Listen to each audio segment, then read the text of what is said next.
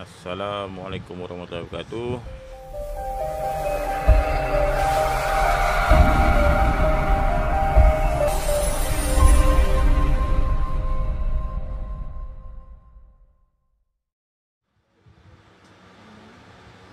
So kemarin kita bercerita pasal ada yang bertanya bab perubatan bab busung, dan kebetulan semalam tu ada orang datang berubat juga. Jadi tu terpaksa stop live time tu.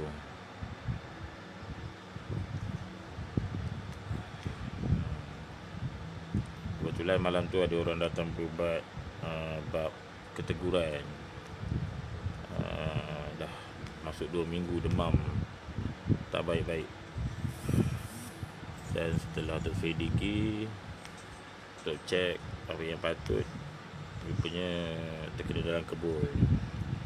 Waalaikumsalam warahmatullahi wabarakatuh. Abang Hussein, Syah Nail.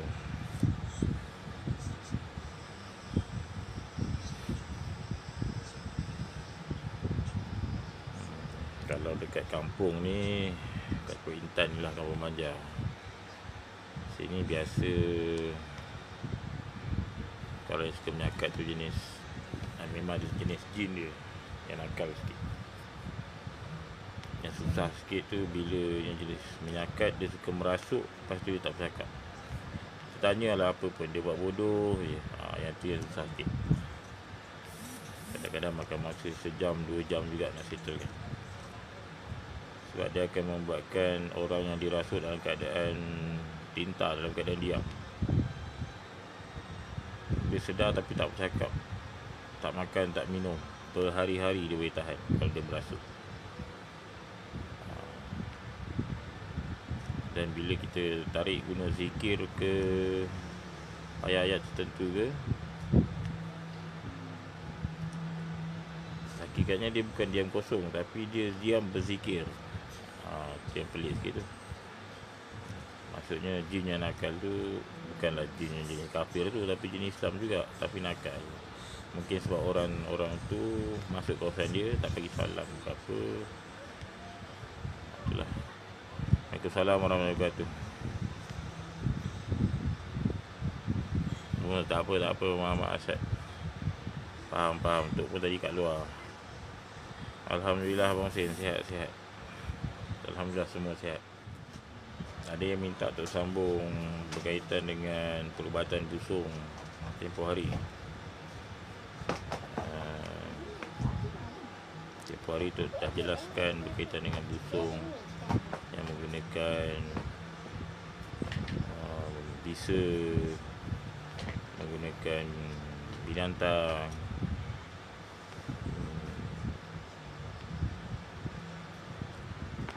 dan macam-macam lagi.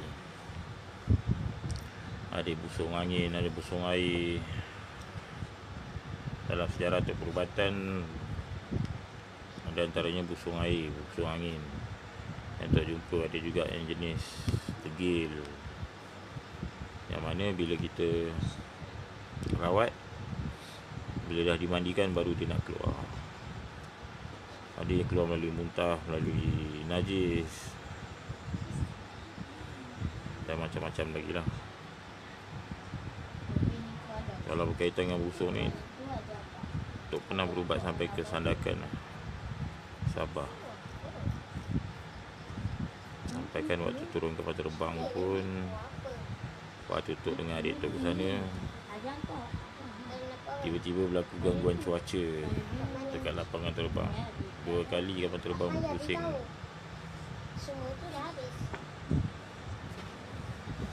Untuk landing.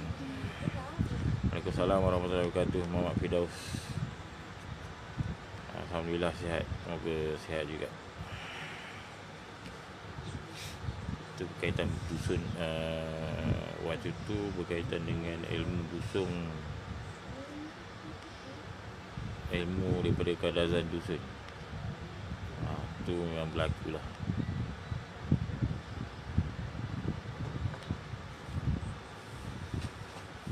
Apapun, setiap bangsa ada keilmuan-keilmuan dia yang tersendiri. baik buruk, kita yang menggunakannya.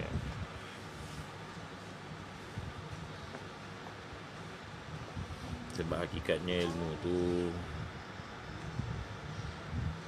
boleh digunakan untuk kebaikan, walau hitam atau putih. Itu kalau ikut pendapat tu lah.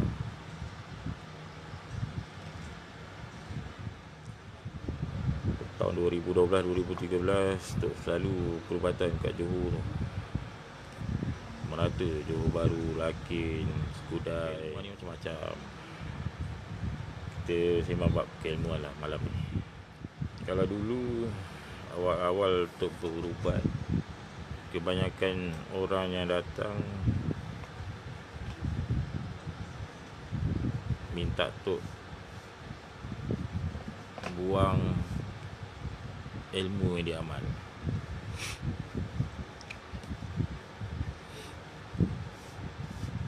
Cuma kadang-kadang yang kita rasa pelik sebab apa? Sebab ilmu yang dia amal tu bukanlah ilmu yang pelik-pelik, bahkan ilmu yang elok-elok, melibatkan zikir yang panjang-panjang macam zikir tarikat. Tapi bila sampai satu tahap, bila mana mereka melanggar, kata orang tu, bai'ah keilmuan, jadi ilmu tu bermasalah pada jasad. Ada yang jadi kepanasan bila beramal, ada yang bila tak beramal, bila stop je beramal, macam cacing kepanasan. Bila beramal okey, jadi seolah-olah jadi beramal tu sebab dipaksa lah, tak ada ikhlas. Kalau kata Intan ni banyak bab ilmu sihir yang melibatkan gangguan atas premis kedai, dan kebanyakannya menggunakan cara tabur duit shilling. Ada juga yang tabur duit kertas. Yang tu memang mungkin dah terlebih kaya lah. Biasanya kedai-kedai tabur ni memang orang tak masuk, orang tak nampak kedai tu. Dan yang bahayanya, orang yang kutip duit shilling yang berterabur tu akan jatuh sakit. Itu yang bahaya. Banyak kes yang terjumpa yang minta tawar, bab-bab betul lah. Okay, malam ni kita open sikit-sikit lah bab keilmuan lama, keilmuan tua. Jarang-jarang orang nak perkatakan, ataupun mungkin orang tak tahu, ataupun mungkin dah tak diamalkan. Kalau bab perubatan ni macam-macam jumpalah. Lagi-lagi kalau dekat Perak ni, ada juga yang kadang-kadang orang datang bukannya nak berubat, tapi nak mengetes, test power katanya. Ada yang datang kata aku kebal, hebat,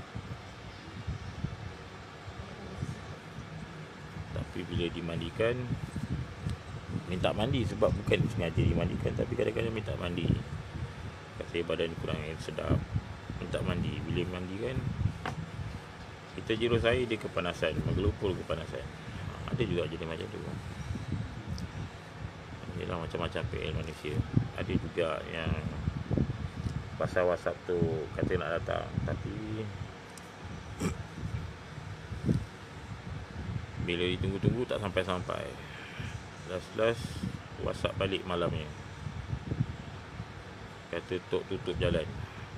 Itu lagi dahsyat. Bukan setakat tutup jalan katanya, member yang ikut 2-3 orang demam. Lalat kata apa, tok bela hantu raya. Dahsyat. Daripada bela hantu raya, baik boleh toyol, kurang boleh duit masuk kan. Ini duduk saja tak ada kerja ni, kerja live dalam Facebook. Sama ni macam saudara Mama Asyad je. Kita ni tiasa live dalam Facebook je, Tapi Muhammad Arsyad dia lain, masyu. Tepan banyak tu. Kalau nak tepah mata cincin cantik-cantik, boleh friend dengan saudara Muhammad Arsyad Al-Mazani tu. InsyaAllah macam-macam teras kayu ada tu. Harga berpatutan, mampu milik insyaAllah. Nak siap buat cincin pun boleh tu. Kan Muhammad Arsyad. Okey lah, tadi tu kata nak sembang pasal keilmuan tua kan. Sebab tu ni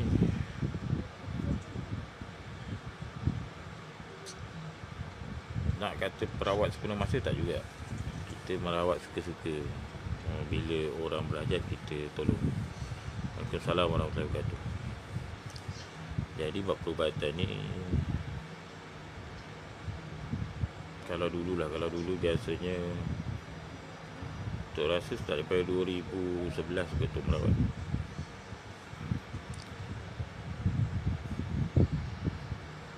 Biasanya sebelum pesakit datang yang serius lah, yang kuat-kuat, maksudnya gangguan yang kuat, biasanya betara guru Tok dia akan tahu dululah. 2 minggu awal mungkin dia akan dapat mimpi, dapat alamat. Tok tak dapat apa pun. Cuma itulah, mungkin sebab amalan betara guru kot. Jadi itu yang dia dapat alamat awal tu. Kalau Tok main acir redah je. Okey, berkaitan dengan keilmuan tua tadi yang Tok bagi tahu tadi, antaranya Tok suka follow bab ilmu gerak.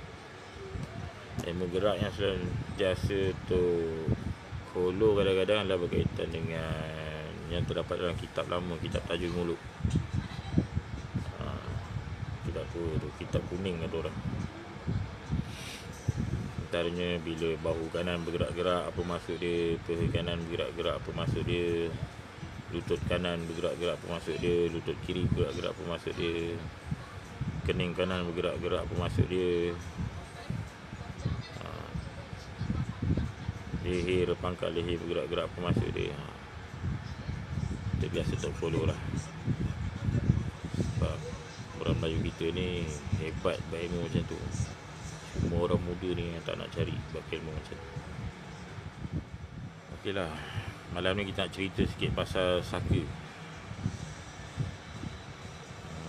Pernah Tok merawat satu kes dekat Kuala Kangsar. Nama saka tu Saka Tok Malak. Saka tukang bunuh di Raja Perak. Tapi itu Kesultanan Perak tu lah, yang dulu-dulu punya keturunan tu. Dia melibatkan satu kes yang mana pesakit ni memang dalam keadaan uzur. Jasadnya memang diserang yang amal, stroke. Separuh badan dia memang dah mati. Dan waktu tu masa tahun 2013 tu, yang mana bila mana ditarik segala saka-saka tu tadi,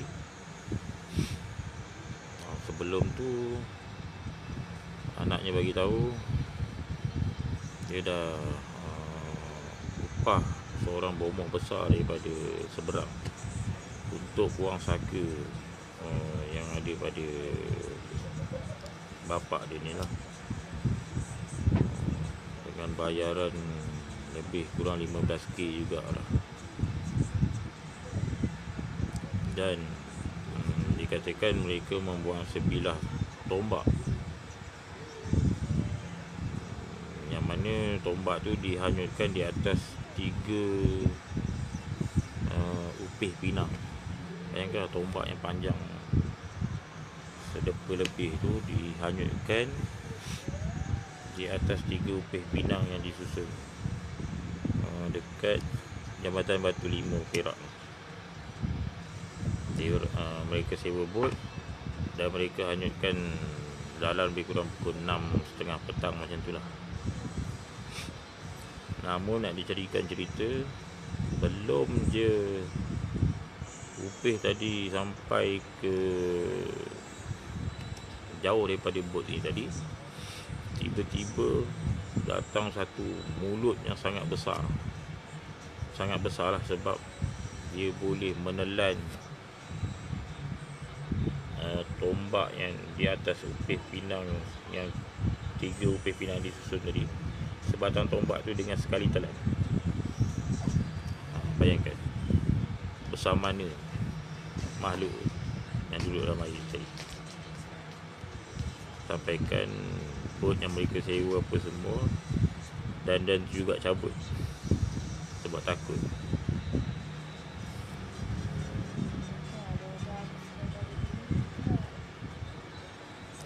Betul tu Mama Arsyad. Jadi nak jadikan cerita, sebenarnya perjanjian tu tak habis kat sana. Saka tu masih ada. Jadi waktu tu bila dah teruk sangat, dipanggil Tok, bapak motor Tok, dan juga waktu tu salah seorang daripada sahabat tu jugalah, juga Kuala Kangsar.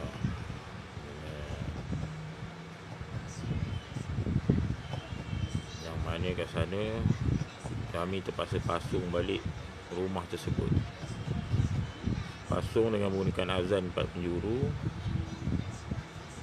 langit dan bumi.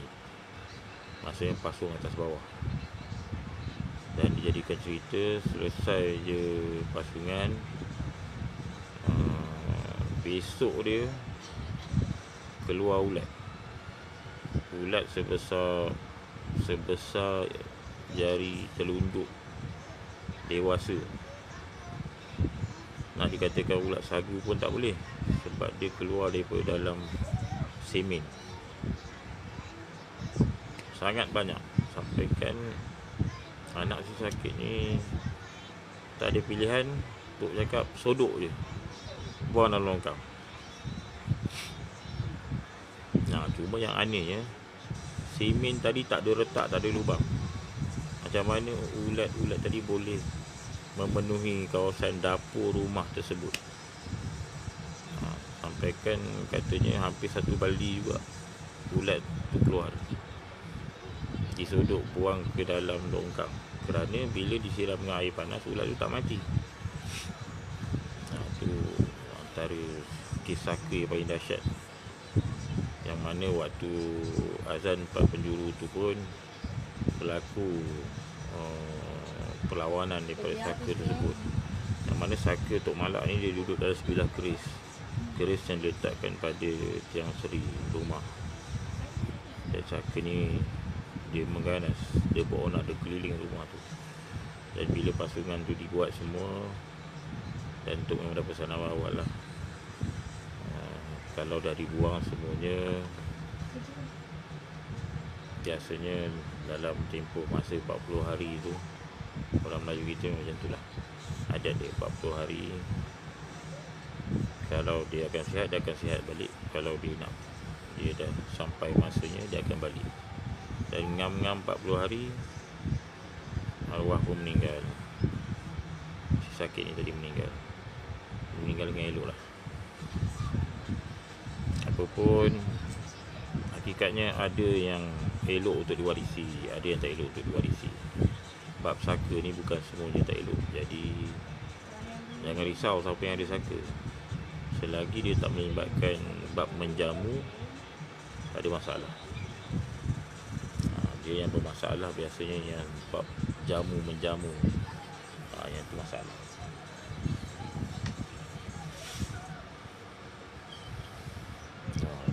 Tu saudara Pangeran Nur Satria Aduka.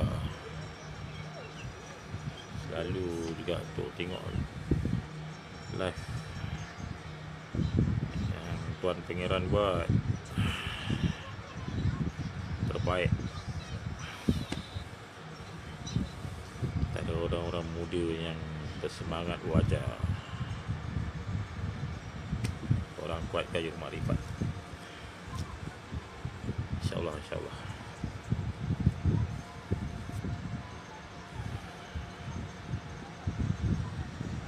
Kalau ada peluang tu boleh jumpa tu, untuk dulu terlintan je.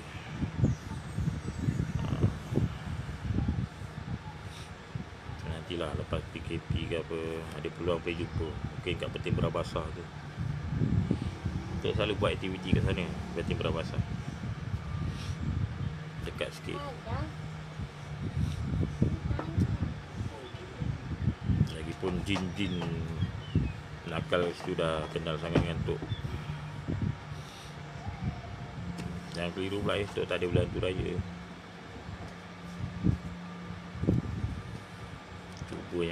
Cuma yang kelakar dia kadang-kadang pakai ilmu ni tak apa.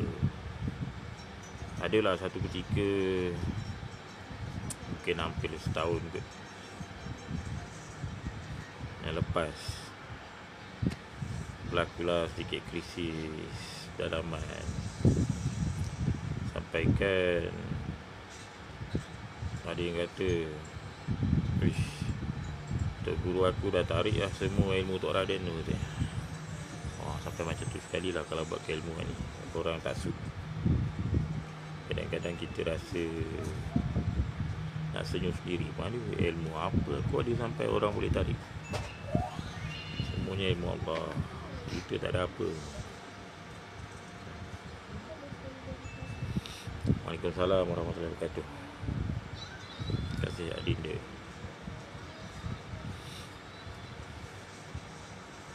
Cuma itulah kadang-kadang yang tak bestnya bila kawan makan kawan. Itu yang bahaya.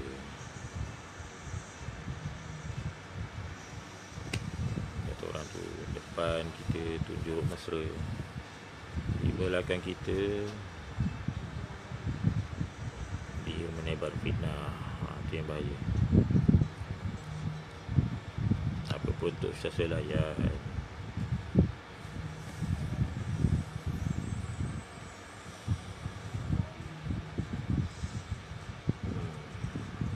Bugis tak balik, tapi itu bukan Bugis, itu Jawa.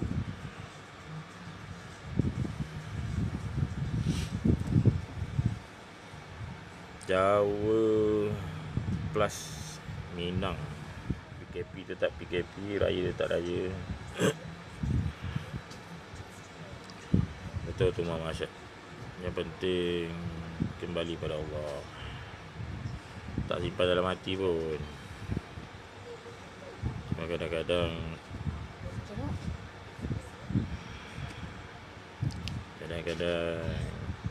kata orang tu, ada setengah murid perguruan ni dia suka gunakan nama guru dia kot. Tu yang kadang-kadang, betul ke macam tu guru dia cakap? Hakikatnya guru cakap lain, murid cakap lain. Tu yang dahsyatnya tu. Pun jenis tu masuk tinggal kanan, keluar tinggal kiri, tak ada masalah, kita layan sebenarnya. Ni Tok nak kongsi sikit lah bab ilmu petua. Kadang-kadang orang tanya, Tok nak guna limau ada cara-cara dia ke? Nak guna garam ada cara-cara dia ke? Nak guna tanah ada guna cara-cara dia ke? Hakikatnya sebenarnya kita kena letakkan sesuatu itu pada tempatnya. Contoh kita nak guna limau, daun sirih, lada hitam. Yang penting sebenarnya keizinan. Keizinan daripada Allah SWT tu satu hal. Lepas tu keizinan daripada penjaga yang Allah dah letakkan. Pada setiap sesuatu tu ada penjaga dia. Contoh untuk tumbuh-tumbuhan, Nabi Ilyas AS. Jadi sebelum pakai limau ke, pakai daun sirih, pakai lada hitam, seloknya kita bagi salam pada Nabi Ilyas AS. Assalamualaikum ya Nabi Allah Ilyas, sa'unilahumul Fatihah.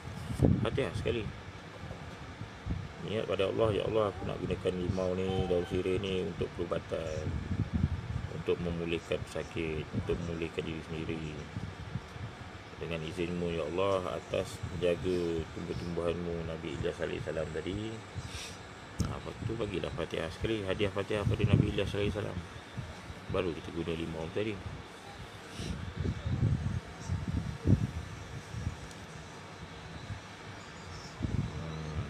Kalau guna garam, kalau guna tanah, guna pasir ke,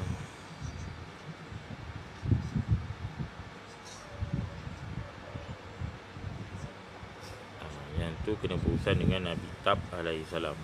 Tu kena faham juga tu. Nabi Tab alaihissalam dia bukan terdiri pada 25 orang Rasul, tapi dia dalam para Nabi tadi. Jadi bagi salam, minta izin dengan izin Allah melalui penjaga dia tadi, Nabi Tab alaihissalam, minta untuk guna tanah dia. Dan tu juga kalau guna air Nabi Khidir alaihissalam, sama juga, bagi je salam. Assalamualaikum ya Nabi Allah Khidir, sa'uni lahumul Fatihah. Fatihah sekali, niat hadiah.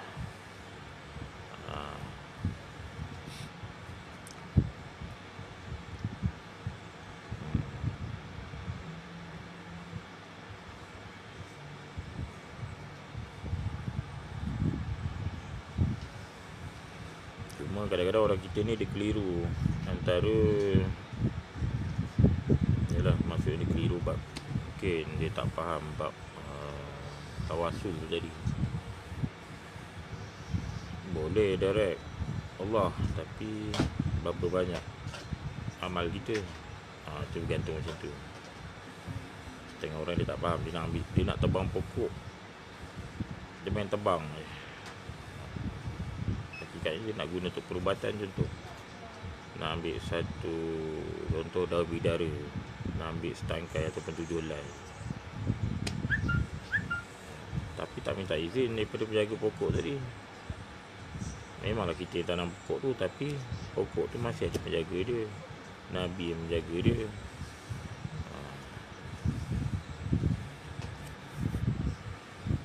Kata orang tu kena letakkan sesuatu pada tempatnya, bukan saja-saja. Arif pertanyaannya tentang saka. Kalau contoh datuk kita membela, kemudian datuk kita meninggal, adakah keturunan dia semua akan memiliki saka? Okey, berkaitan dengan pertanyaan saudara Arifin tadi, tak juga. Dia bergantung pada keadaan sebenarnya. Contoh, kamu istilahkan tadi, contoh datuk kita membela. Soalannya bela apa? Contoh kalau bela hantu raya, tu bagi contoh lah. Kalau bela hantu raya, dia perlu waris pula, dia perlu mutlak. Maksud mutlak tu waris yang menyanggupi untuk bela dia pula. Macam tu. Maksudnya dia ada perjanjian. Kalau bab yang membela macam tu lah. Jadi dia perlu ada akad penerimaan. Biasanya dah lepas berakad, kalau buat berbela macam tu, lepas berakad penerimaan tu berlaku, barulah yang membela sebelum tu akan meninggal. Bukan maksudnya dia tak boleh meninggal. Kematian tu tetap datang, tapi kadang-kadang dia dah mati awal tapi jasad tak mati-mati. Itu pun berlaku juga. Itu kalau jenis perjanjian yang maksudnya yang kurang elok ni lah. Cuma kalau bab saka yang biasa-biasa, yang tak melibatkan perjanjian, tak melibatkan menjamu apa-apa tu semua, adakah semua keturunan akan memiliki saka? Dia bukan buat istilah memiliki, tapi biasanya saka tu dia akan follow pada keturunan tu. Dia biasa monitor keturunan tu, sebab dia ada perjanjian tu, maksudnya dengan orang yang asal, datuk yang megang saka tadi. Saka ni ada banyak jenis, dia kena faham sebenarnya. Kalau belah Perak dia dah ada saka harimau, ada saka naga, ada saka buaya, ada saka ini Kebayan, ada saka hantu raya, ada saka Langsui Pontianak, ada saka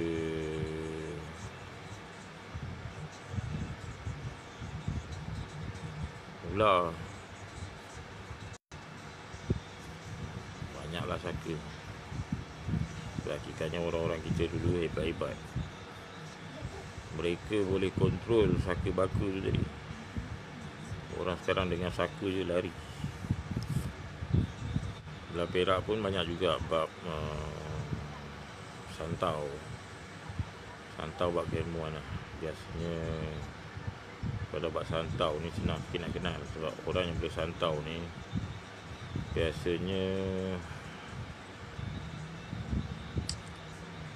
jenis yang suka hidup sendiri. Kalau santau ni, dia setiap tahun dia mesti ada korban ataupun ada mangsa lah senang cerita. Sebab dia kena pelepas. Setiap tahun awal Muharram biasanya memang untuk pelepas. Kalau tak dilepaskan, dia akan makan kaum kerabat sendiri. Sebab kadang-kadang orang yang boleh santau ni dia tak kahwin. Kalau dululah, biasa kalau dulu orang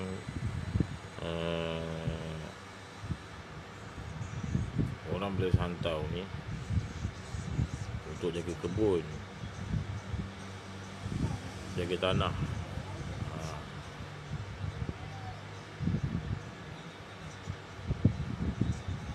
So, saya nak tanya sebenarnya, apa kegunaan lada hitam campur dengan garam kasar yang orang suruh tabur dalam rumah puan ataupun di menumpang? Kasih adinda, kalau kegunaan lada hitam campur dengan garam kasar, orang suruh tabur keliling dalam rumah. Kalau tabur keliling dalam rumah, masalah tu. Itu kalau barang-barang besi semua berkarat tu jadinya. Kalau luar rumah, okey. Sebab hakikatnya lada hitam dengan garam kasar ni dia ada energi dia sendiri. Yang mana lada hitam ni energi dia lebih kurang sekaki lah. Tinggi energi dia daripada atas tanah. Sedangkan macam garam pula, dia duduk kat permukaan. Makanya kalau ada orang niat tak elok untuk serang kawasan rumah kita menggunakan makhluk-makhluk yang melata atas muka bumi ni, jadi dia tak boleh lepas. InsyaAllah dia tak boleh lepas, kecuali jenis makhluk yang boleh terbang.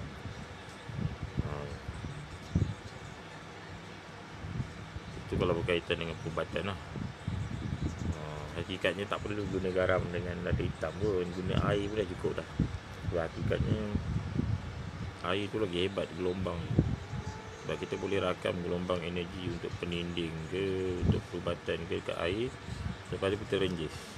Sebab kalau dalam rumah, seeloknya guna air je. Sebab kita renjis pun guna hujung jari telunjuk, jari tahiyat. Celup kat air, renjis, jentikkan saja. Lawan arah jam, pusing sambil baca ayat kursi pun boleh. Tapi sebelum renjis tu, buatlah air dulu, dibacakan air tu dengan ayat kursi. Contoh, kalau gangguan dalam rumah, contoh nampak kelibat ke apa sentiasa ada dalam rumah, bacakan ayat kursi 21 kali dekat air. Lepas tu Fatihah 7 kali, Al-Ikhlas 3 kali, La haula wala quwwata illa billah sekali.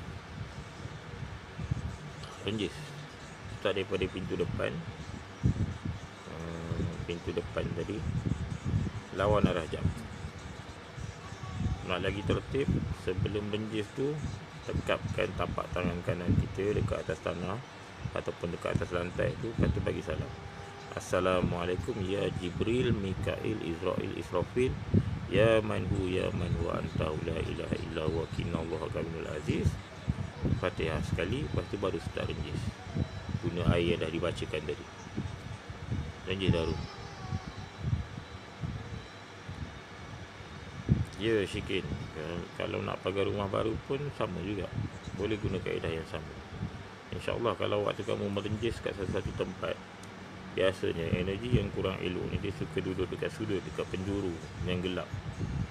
Contoh dekat penjuru dinding, penjuru almari, penjuru toilet. Biasa kalau kita renjis kawasan tu, lepas tu bulu roma kita meremang serta-merta. Biasa bulu roma tangan kita dan tengkuk kita berdiri. Tandanya ada makhluk lain kat situ kita tak nampak. Nah, kita ada jin kat situ. Renjis lebih sikit. Cuma sebelum buat renjisan tu, seeloknya tingkap dan pintu dibuka sedikit.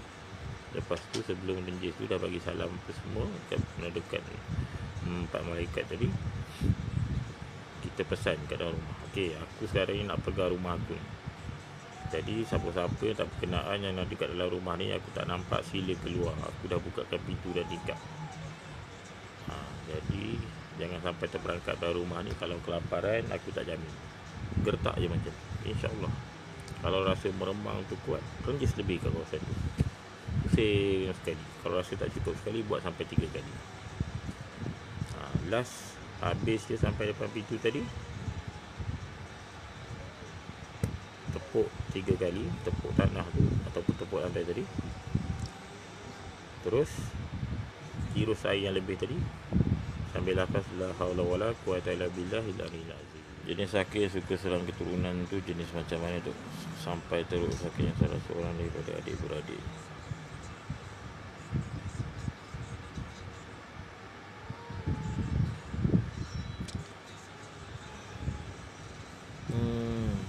Dia bergantung pada keadaan sebenarnya. Sebab kalau pada tu, kalau tak ada jenis saka yang berjama, tak mungkin yang menyerang tu saka. Kena perhatikan betul-betul. Sebab saka tak akan menyerang keturunannya sendiri. Bahkan biasanya saka yang akan melindungi keturunan tu.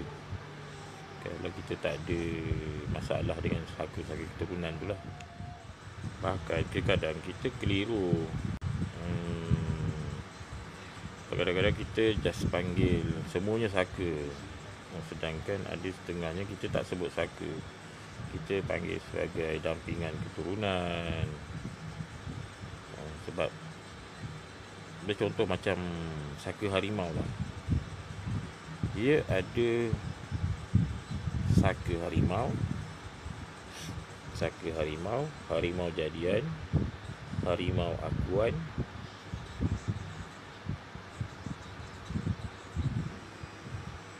ataupun harimau belaan. Semua tu berbeza-beza. Kena faham betul-betul tu. Kalau harimau jadian tu buat ilmu lah, boleh menjelma jadi harimau. Dan harimau jadian pula dia ada 2. Satu yang menjelma jadi harimau penuh, satu lagi yang menjelma badan harimau, kepala manusia, tapi kekuatan masih kekuatan harimau. Itu biasa belah-belah Minang, belah-belah Mandling, Sumatera punya ilmu, Kerinci. Ada yang jadi harimau penuh tapi tak ada ekor pun ada juga. Jenis macam tu. Ada yang jenis akuan harimau. Akuan harimau pula dia lain. Dia tak menjelma jadi harimau, tapi dia boleh seru harimau. Harimau yang diseru pula adalah daripada keturunan dia yang menuntut ilmu harimau, meninggal, dan korin dia tu tadi. Nanti kalau cerita bab ni nanti orang kata yo gitu. Itu bab harimau. Itu baru satu. Ada juga yang jenis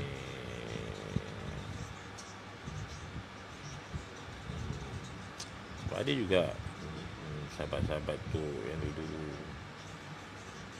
yang ada ilmu keturunan macam tu. Maksudnya bila dia bermasalah, dia boleh panggil keturunan dia.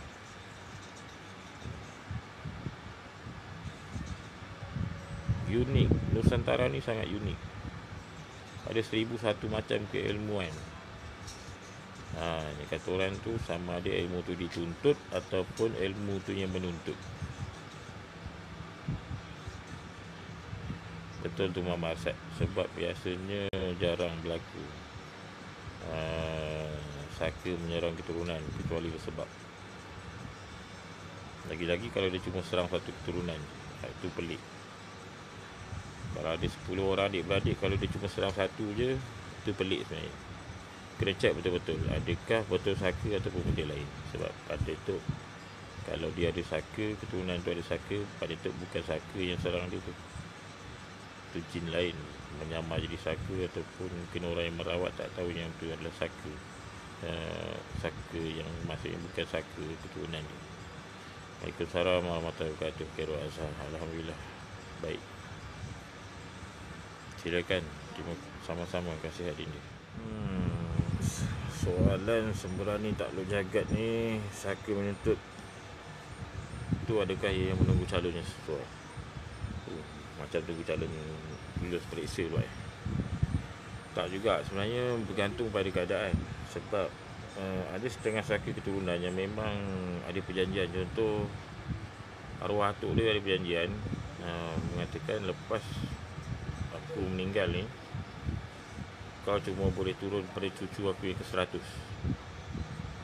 So saka tu dia akan tunggu cucu yang ke-100 baru dia akan turun balik, menyambung perjanjian. Dia berlaku macam tu lah. Dia tak ada silah calonnya sesuai lah. Biasanya kalau dia rasa dia suka, dia ikut. Faizi untuk boleh terangkan hantu raya tu macam mana? Hantu raya, kalau Mak Saleh punya istilah, hantu raya tu Bigfoot. Tahu Bigfoot? Bigfoot tu lah hantu raya. Ataupun orang Melayu kita ni panggil hantu jarang gigi ataupun mawas. Bulu dia songsang. Bulu dia kalau kita misai ni ke bawah, dia ke atas. Bulu roma kita macam tu kan, ke bawah. Dia songsang ke atas. Dia mawas, dia songsang, bulu dia songsang. Saiz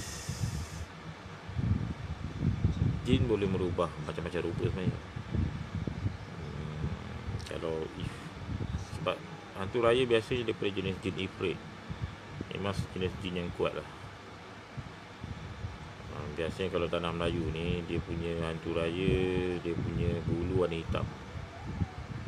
Kalau saiz dia lebih kurang 2 meter, 2 meter setengah macam tu lah.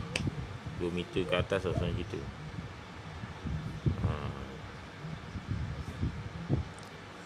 Tapi kalau belah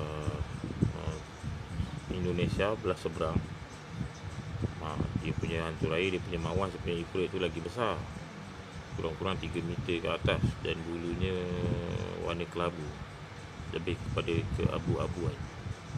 Itu daripada pengalaman tu sendiri lah. Itu kalau yang bab hantu raya tadi lah.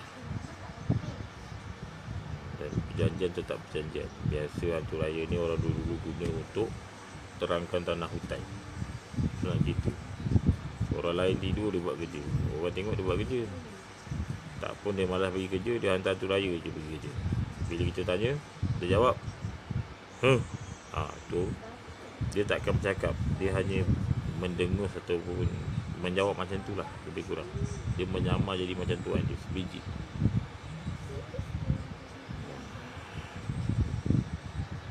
Itu sedikit sebanyak bab hantu raya tadi. Saka bidan tu macam mana tu? Kalau keturunan tiba-tiba pandai mengurut, adakah itu sebab saka keturunan tu?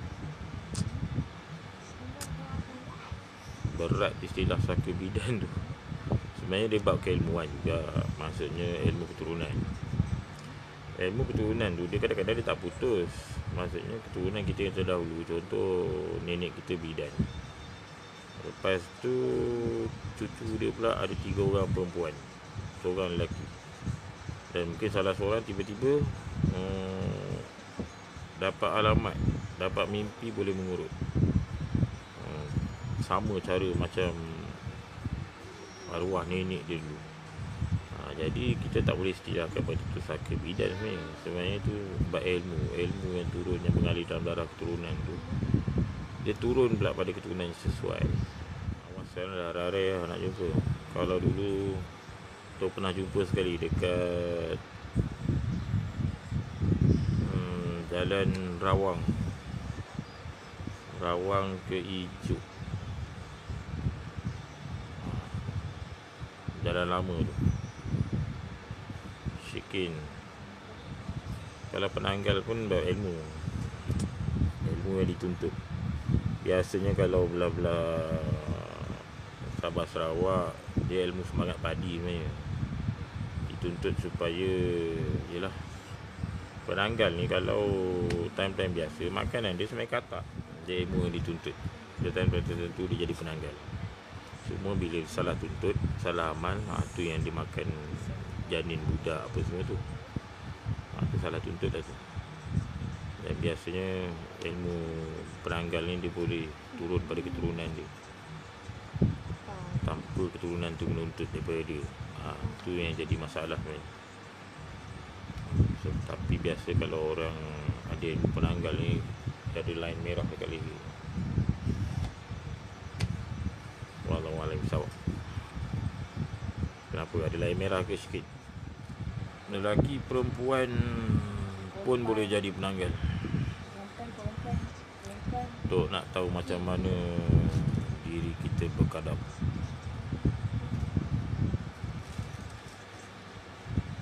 Betul tu Mama Asad. Itu biasa lah.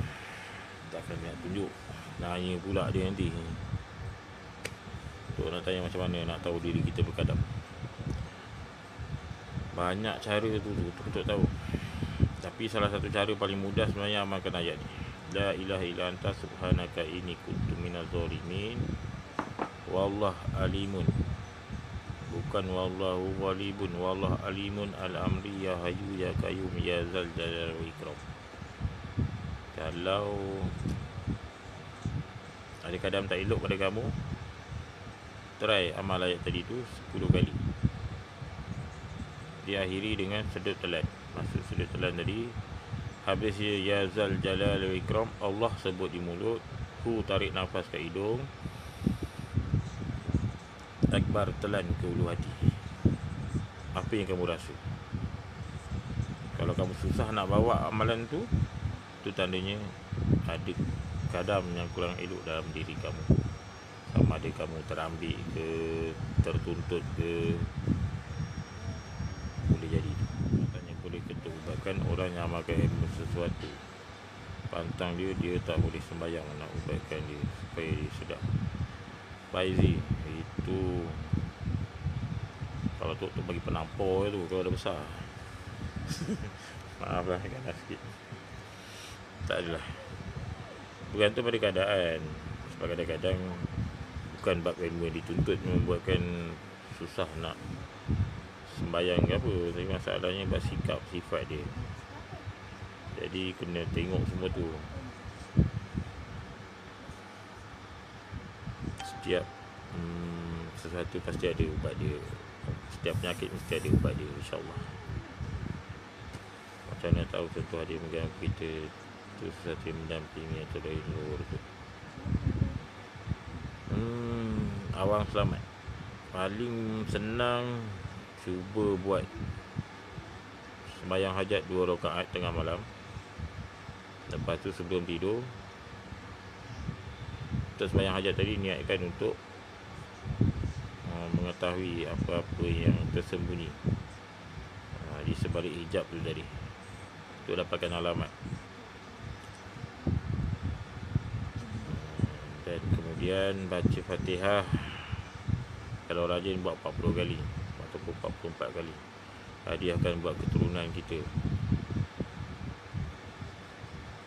Daripada situ try buat 3 malam betul-betul. Kalau ada jawapan dia, kamu akan jumpa kat situ nanti. Tak boleh kongsi tentang Qorin tak ada. Qorin itu pun salah satu bab yang menarik juga tu. Bab Qorin sebenarnya kembaran diri kita ataupun jin. Maksudnya setiap diri manusia tu ada kembaran dia. Kembaran yang kata orang tu. Bab Qorin nanti tu akan open sesi yang lain. Sebab ni masa pun mencemburui. Kalau anak-anak kecil dah usia 4-5 tahun selalu bercakap seorang. Kalau seorang adakah itu tanda-tanda ada gangguan tu. Arifin tu biasanya tanda-tanda budak-budak indigo, budak-budak yang ada keistimewaan, kelebihan. Sebab dia nampak apa yang kita tak nampak. Kalau boleh sentiasa alert, maksudnya tanya dia bercakap dengan siapa, benda yang bercakap dengan dia tu nak apa, sentiasa alert macam tu. Sebab kadang-kadang kita risau dia di-guide ke arah yang kurang elok. Sebab hakikatnya dunia ni dia ada hitam putih. Maksudnya bila ada yang hak pasti ada yang batil. Jadi kena ajarkan dia ayat-ayat Quran tertentu supaya dia melazimi sesuatu amalan yang membuatkan dia boleh terhindar daripada gangguan yang kurang elok tadi, InsyaAllah.